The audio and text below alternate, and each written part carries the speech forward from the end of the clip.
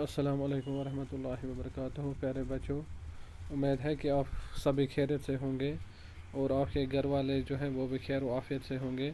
तो आज का टॉपिक जो है क्लास 9th के लिए, that is crop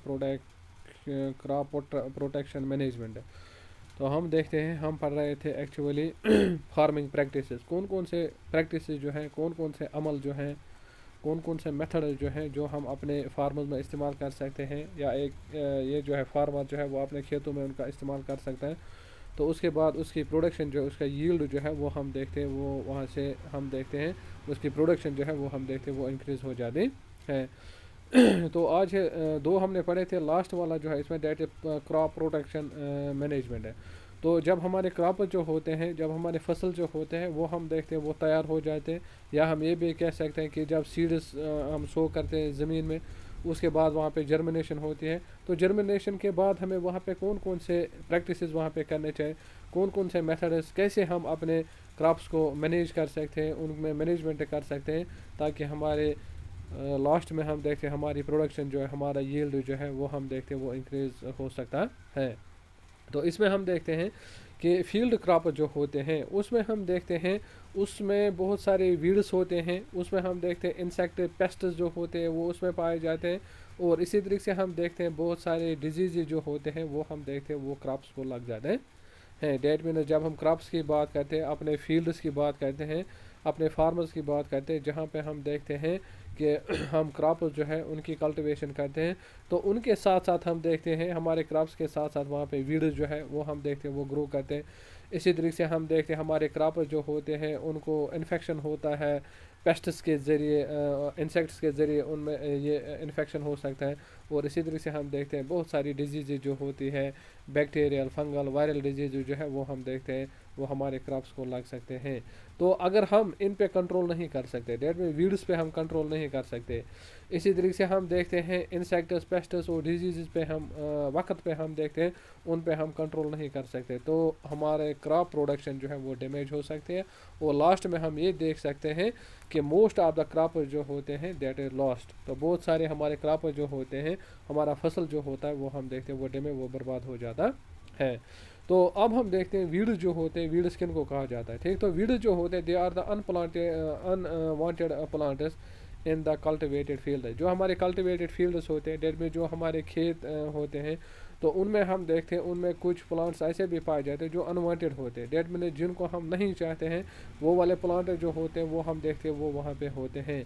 for example यहाँ पे कुछ की एग्जांपल जो है वो दी गई हैं, डेट इज जेंथियम है, गोखरो जिसको कहा जाता है, पार्थिनियम है, गाजर घास इसको कहा जाता है, साई पेरियोनस, रोटेंडस, मोथा जिसको कहा जाता है। तो ये हम देखते हैं ये ऐसे प्लांट्स हैं जिनको वीड्स कहा जाता है, और ये वाले वीड्स जो होते हैं ये हम देखते हैं ये हमारे क्रॉप प्लांट्स के साथ हम देखते हैं हमारे फील्ड जो है वहाँ पे हम ग्रो करते हैं। तो ये वहाँ पे जब वीड जो होते हैं, ये घास जो होता है जब हम देखते हैं हमारे खेतों के बीच में हम देखते हैं ये ग्रो करता है, तो ये है वहाँ पे हम देखते हैं इसके डिसएडवांटेजेस क्या क्या वहाँ पे होते हैं। तो ये इसका डिसएडवांटेज पहला जो है that is they compete for food. तो ये हम देखते हैं जो फूड, जो न्यूट्रिएंट्स हम देखते हैं जो ज़मीन के अंदर पाए जाते हैं, तो ये हम देखते हैं एक क्रॉप प्लांट जो होता है जो हमें वहाँ से फसल देता है, और ये अनवांटेड प्लांट जो होता है ये हम देखते हैं ये उस फूड में हम देखते हैं उस क्रॉप प्लांट जो होता है उसके साथ हम देखते हैं कंपटीशन करता है। डेट में मोस्ट ऑफ द फूड जो होता है ये हम देखते हैं ये वीड जो होते हैं वो हम देखते हैं वो खा जाते हैं। और इसे दो वहाँ पे स्पेस होती है, जो वहाँ पे जगह होती है उसको भी ये घेर लेते, और वहाँ पे मैक्सिमम लाइट जो होती है उसको ये प्लांट जो होते हैं, ये वीड जो होती है उसको हासिल कर लेते हैं। तो एक्चुअली ये तीन चीज़ें जो होती हैं, यही तीन चीज़ें जो होती है हमारे क्रॉप प्लांट्स के लिए बहुत ही एडवांटेजेस होती है, बहुत ही फ़ायदा मंद होती है। और यही तीन चीज़ें जो होती हैं, ये वीड जो होते हैं ये उसमें कंपटीशन दिखाते हैं। तो इससे क्या होता है, weed stake of nutrients and reduce the growth of the plant. जो वीड जो होते हैं, जो भी न्यूट्रिएंट्स प्लांट्स के ये ज़मीन के अंदर होते हैं, तो उन न्यूट्रिएंट्स का इस्तेमाल हम देखते हैं ये वीड जो होते हैं वो हम देखते हैं वो करते हैं, और हमारी क्रॉप जो है हमारा फसल जो उनकी ग्रोथ जो होती है वो हम देखें वो बहुत ही कम हो जाती है, वो रिड्यूस हो जाती है।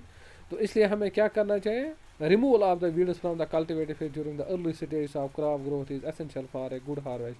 तो हमें यह काम करना चाहिए कि जब भी हम देखते हैं हमारे कल्टिवेटेड फील्ड जो होते हैं जहाँ पे हम कल्टिवेशन करते हैं, तो उन कल्टिवेटेड फील्ड्स में हमें क्या करना चाहिए, पहले ही स्टेज में हमें ये जो है वीड जो है इनको हमें वहाँ से रिमूव करना चाहिए, इनको हमें वहाँ से जो है निकालना चाहिए, ताकि वहाँ पे हम देखें क्रॉप प्लांटर जो है उनको अच्छे तरीके से वहाँ पे न्यूट्रिएंट्स मिल जाए, उनको फूड मिल जाए, उनको स्पेस मिल जाए और उनको वहाँ से लाइट मिल जाए। और हम वहाँ पे लास्ट में हम जब वहाँ पे हार्वेस्ट करेंगे तो जब हमारा हार्वेस्ट जो है वो हम देखते हैं वो फ्रूटफुल वहाँ से निकलता है। तो इंसेक्ट्स दूसरा हमने पढ़ा था कि इंसेक्ट जो होते हैं वो हम देखते हैं वो हमारे क्रॉप जो है इनको डिस्ट्रॉय करते हैं। तो कैसे हम देखते हैं इंसेक्ट जो होते हैं या पेस्ट जो होते हैं वो हम देखते हैं वो हमारे क्रॉप्स को डिस्ट्रॉय करते हैं।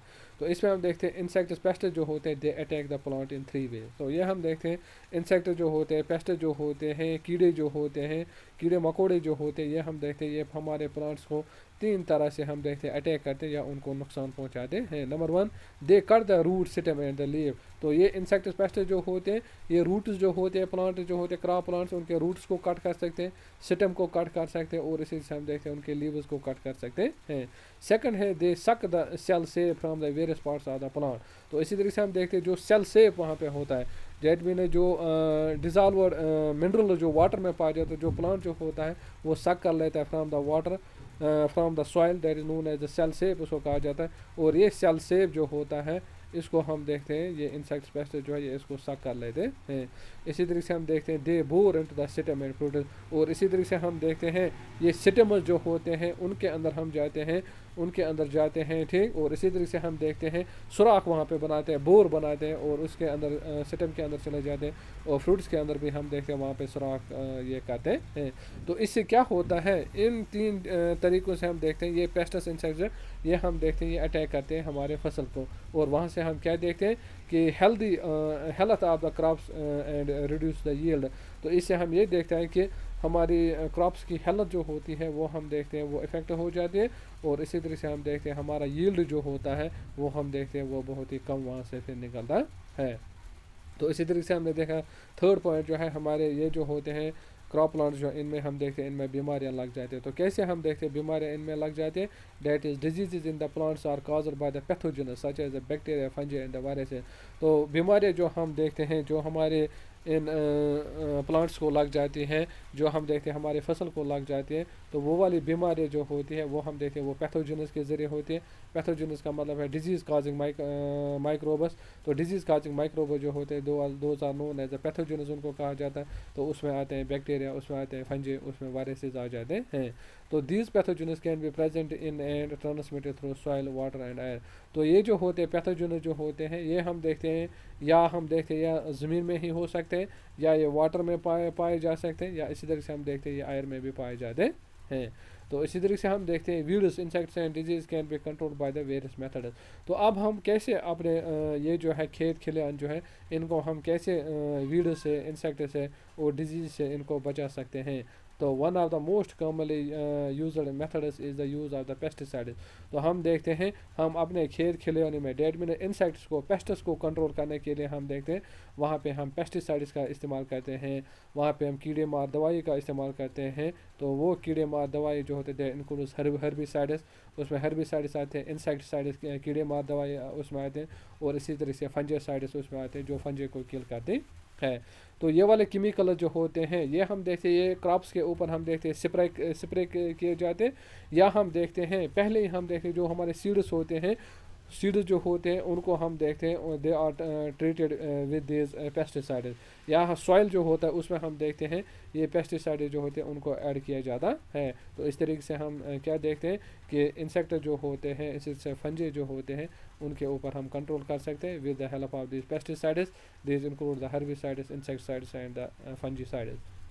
तो इसी तरीके से हम देखते हैं अगर हम excessive use of these chemicals जो होते हैं दैट क्रिएट्स द प्रॉब्लम। अगर हम इन केमिकल्स का डेट मीन जो पेस्टिसाइड जो होते हैं एक्चुअली केमिकल्स होते हैं, इंसेक्टिसाइड्स केमिकल्स होते हैं, फंजीसाइड्स केमिकल्स होते हैं। तो इन केमिकल्स का अगर हम ज़्यादा से ज़्यादा इस्तेमाल करते हैं तो उससे क्या होता है हमारा इन्वायरमेंट जो होता है ये ख़राब हो जाता है और हम देखते हैं हमारे इन्वायरमेंट जो है इसमें पोल्यूशन हो जाता है। डेट में हमें कम से कम इस्तेमाल जो है हमें इन पेस्टिसाइड्स का करना चाहिए। शाबाश। तो इसी तरीके से हम देखते हैं weeds control weed control methods also include the mechanical removal. तो हम देखते हैं इसके ज़रिए डेट में वीड्स जो है इनको हम इंसेक्टिसाइड्स जो होते हैं, फंजीसाइड जो होते हैं, इंसेक्टिसाइड्स, हर्बिसाइड्स के ज़रिए इन पे के ऊपर हम देखते हैं कंट्रोल कर सकते हैं। और इसी तरीके से हम देखते हैं कि एक और कंट्रोल जो इन पे हम कर सकते हैं, कैसे हम इनको रोक सकते हैं, that is the mechanical removal that में इनको हम अपने हाथों के साथ जो है ये वीड्स जो होते हैं अनवांटेड प्लांट, इनको अपने अपने हाथों के साथ जो है इनको हम बाहर निकाल सकते हैं। Preventive method such as the proper seed bed preparation. तो हमें क्या करना चाहिए जब भी हम एक बेड तैयार करते हैं जहाँ पे हमें सोविंग करने, जहाँ पे हमें कल्टीवेशन करते हैं, तो हमें वहाँ पे bed preparation, seed bed preparation करनी चाहिए। हमें पहले से ही वहाँ से तमाम वीड जो है उनको बाहर निकालना चाहिए।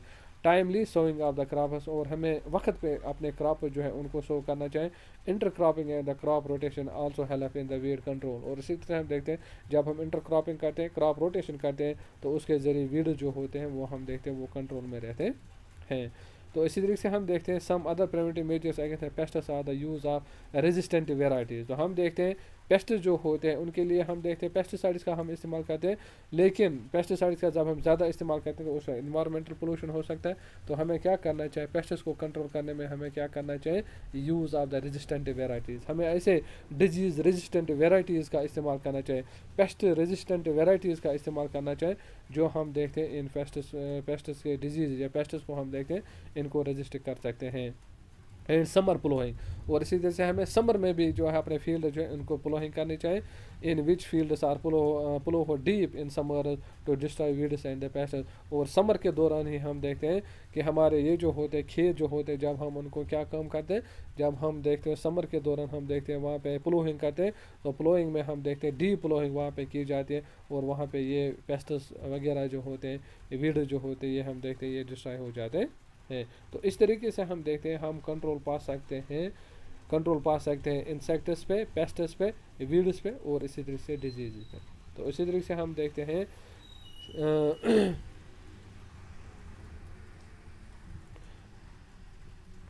तो इसके बाद इसमें क्वेश्चन है, ये फिर हम बाद में करते हैं। तो इसके बाद है दूसरा टॉपिक जो है इसमें, date is the storage of the grain. तो ग्रेन जो होते हैं जब हम देखते हैं हमने प्रोटेक्शन भी की, क्रॉप प्रोटेक्शन मैनेजमेंट भी हमने किया, डेट मीन्स अपने ये जो है फसल जो है इसको हमने वीड से बचाए, इंसेक्ट से बचाए, पेस्ट से बचाए, डिजीज से बचाए, ठीक। तो जब अब हम देखते हैं स्टोरेज ऑफ द ग्रेन, तो जब हम हार्वेस्ट करते हैं, तो हार्वेस्ट करने के बाद हम देखते हैं हमारे ग्रेन जो हैं जब हम उनका स्टोरेज करते हैं, तो स्टोरेज में भी हम ऐसे मेथड्स का इस्तेमाल कर सकते हैं जो हम देखते हैं हमारे ग्रेन जो है वो हम देखते हैं वो वहाँ पे प्रोटेक्टेड रहते हैं, डेट में वो वहाँ पे महफूज रह सकते हैं।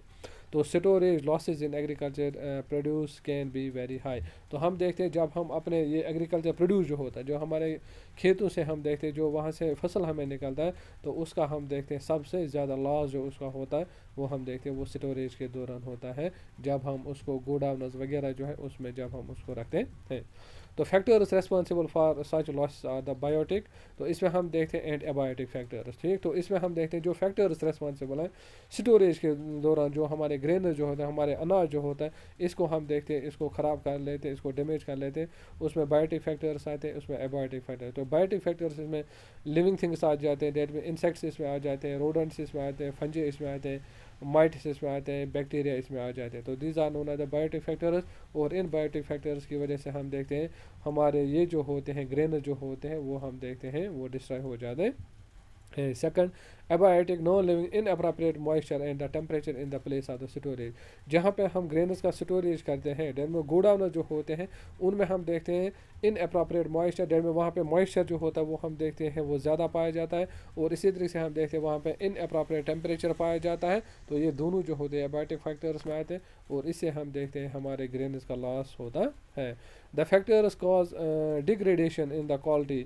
तो इससे हम क्या देखते हैं, इन फैक्टर्स की वजह से हम देखते हैं ग्रेन्स की क्वालिटी जो होती है वो हम देखते हैं वो लॉस्ट हो जाती है, लॉस इन द वेट, उनका वेट जो होता है वो हम देखते हैं वो कम हो जाता है, पोर जर्मिनेबिलिटी। और इसी तरह से हम देखते हैं जब हम इनको फिर सोते हैं, डेट में ये बीज जो है जब हम इसका इस्तेमाल कहीं पे करते हैं तो वहाँ पे इनकी जर्मिनेशन जो होती है वो बहुत ही कम हो जाती है।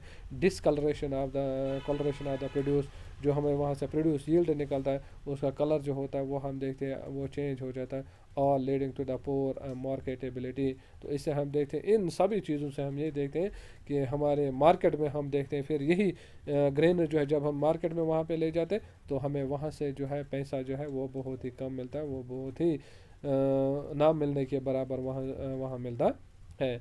तो these factors can be control by proper treatment. तो इन फैक्टर जो है इनको हम कंट्रोल कर सकते हैं प्रॉपर ट्रीटमेंट के ज़रिए, इनको हम कंट्रोल कर सकते हैं। वहाँ पे हमें कुछ ऐसे ट्रीटमेंट्स हमें वहाँ पे कुछ फंजीसाइड जो है, इसी तरह से इंसेक्टिसाइड पहले ही जब हम अपने स्टोरेज में वहाँ पे जो है उनका स्प्रे करते हैं तो हम देखते हैं इन फैक्टर्स पे हम कंट्रोल कर सकते हैं। And by the systematic management of the warehouses, और जो वेयर हाउसेज होते हैं गोडाउन्स होते हैं तो हमें पहले से ही वहाँ पे जो है इससे पहले कि हम वहाँ अपने ग्रेनर्स को रखें उससे पहले जो है हमें उनका जो है मैनेजमेंट करना चाहिए, हमें उनकी सफाई साफ़ सुथराई सफाई करनी चाहिए ताकि हम देखते हैं वहाँ पे ये जो है ये लॉस जो है वो वहाँ पे नहीं होता हो जाएगा। तो इसी तरीके से हम देखते हैं preventive and the control measures are used before grainers और स्टोर फॉर फ्यूचर यूज। तो इसी तरीके से हम देखते हैं हमें ऐसे प्रिवेंटिव मेजर्स का इस्तेमाल करना है, ऐसे कंट्रोल मेजर्स का हमें इस्तेमाल, ऐसे इकदाम हमें करने चाहिए ताकि जिस गोडाउन में हम देखते हैं जहाँ पे हम अपने ग्रेनर्स को स्टोर करते हैं तो उससे पहले हमें वहाँ पे कुछ ऐसे इकदाम करने चाहिए ताकि हमारा ग्रेन जो है वो वहाँ पे ज़ाया ना हो जाए। These include strict cleaning of the produce before storage। तो इसमें ये आता है कि हमें पहले जो हमें प्रोड्यूस निकलता है जिनमें जो हमें यील्ड जो होता है पैदावार जो होती है जो हमारी फार्म से निकलती है तो उस प्रोड्यूस जो है उसको पहले हमें अच्छे तरीके से साफ़ करना चाहिए। Proper drying of the produce first in the sunlight and then in the shade. और इससे जो हमारा जो प्रोड्यूस निकलता है जो हमारे खेतों से हमें यील्ड निकलता है उसको हमें पहले सनलाइट में उसको ड्राई करना चाहिए, उसको सुखाना चाहिए और उसके बाद शेड में उसको रखना चाहिए, वहाँ पे सुखाना चाहिए। एंड फ्यूमिगेशन, और इसी से हम देखते हैं हमारे ये जो होते हैं ये गोडाउन जो होते हैं स्टोर जो होते हैं इनमें हमें फ्यूमिगेशन करनी चाहिए, वहाँ पे फंजीसाइड्स इंसेक्टिसाइड्स का इस्तेमाल करना चाहिए using chemicals that kill pests. और इसी से हमें वो पेस्टिसाइड्स वहाँ पे इस्तेमाल करने चाहिए जो पेस्ट्स को वहाँ पे किल करते हैं। तो इस तरीके से हम क्या देखते हैं, इस तरीके से हम ये देखेंगे कि हमारे ये जो होते हैं हमारा प्रोड्यूस जो होता है डेट मीन्स हमारे ग्रेन जो होते हैं ये हम देखते हैं इनका स्टोरेज लॉस जो है वो ना हो जाए। ठीक, तो इस तरीके से हम देखते हैं जब हम अपने क्रॉप्स की मैनेजमेंट करते हैं उनकी प्रोटेक्शन करते हैं, सीड वैराइटीज़ का अच्छे तरीके से हम देखते हैं वहाँ पे इस्तेमाल करते हैं, अपना ज़मीन जो है उसकी मैनेजमेंट जो होती है उसको अच्छे तरीके से मैनेज करते हैं। और इससे लास्ट में हम देखते हैं हमारा प्रोड्यूस जो होता है जो वहाँ से ग्रेनर्स निकलते हैं उनकी स्टोरेज जब हम अच्छे तरीके से करते हैं तो इससे हम देखते हैं लास्ट में जब हम देखते हैं हमारा प्रोड्यूस जो होता है वो इंक्रीज़ हो जाता है। और इसी से हम देखते हैं हाई यील्ड जो होता है वो हम देखते हैं या यील्ड जो होता है हमारे खेत से जो होता है वो इंक्रीज़ हो जाता है। तो इसके साथ साथ हम देखते हैं ये जो है एक टॉपिक जो है वो कंप्लीट हो गया। तो कल हम इसके बाद हम पढ़ते हैं that is known as the animal husbandry. तो एनिमल हस्बेंड्री जो है उसमें हम कैसे जो है अपने एनिमल जो है उनसे उनकी प्रोडक्शन जो है कैसे हम उसको इंक्रीज़ कर सकते हैं। तो वो वाला टॉपिक जो है वो हम कल स्टार्ट करते हैं। तो wish you all the best, have a nice day, thanks.